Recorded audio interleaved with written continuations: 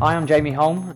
I have collaborated with Meadows Honey to create 10 dishes which pair with honeys perfectly.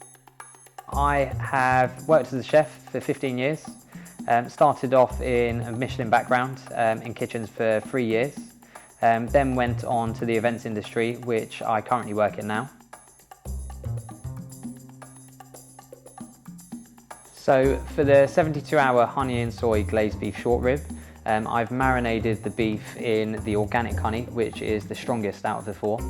This has a really floral flavour, lots of blossoms in there.